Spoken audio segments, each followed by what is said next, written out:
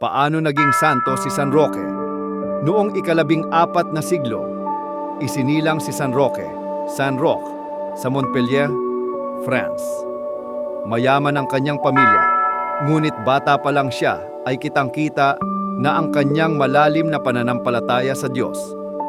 Ayon sa kwento, ipinanganak siyang may hugis krus sa dibdib, tanda raw ng kanyang magiging banal na misyon. Nang mamatay ang kanyang mga magulang, ipinamahagi ni Roque ang lahat ng kanyang yaman sa mahihirap. Iniwan niya ang marangyang buhay at naglakbay bilang isang pilgrim. Tanging panalangin at pagtulong sa kapwa ang kanyang dala. Sa kanyang paglalakbay, kumalat ang salot o plague sa Europa. Maraming tao ang namamatay at iniiwasan ng lahat. Ngunit si Roque, sa halip na matakot, ay kusang tumulong sa mga may sakit. Dinadalangin niya ang mga may sakit.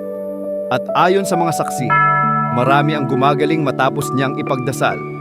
Isang araw, si Roque mismo ay nahawa ng salot. Upang hindi makahawa ng iba, nagtago siya sa isang gubat at naghintay ng kamatayan. Doon, isang aso ang araw-araw na nagdadala sa kanya ng tinapay at dinidilaan ang kanyang sugat hanggang siya ay gumaling. Dahil dito, ang aso ay naging simbolo ni San Roque. Nang siya'y bumalik sa bayan, siya ay napagkamalang espiya at ikinulong. Tahimik niyang tinanggap ang hirap at hindi ipinagtanggol ang sarili.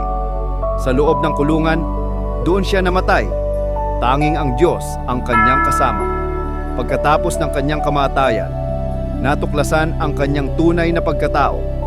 Maraming himala ang naiugnay sa kanyang pangalan, lalo na ang pagpapagaling laban sa salot.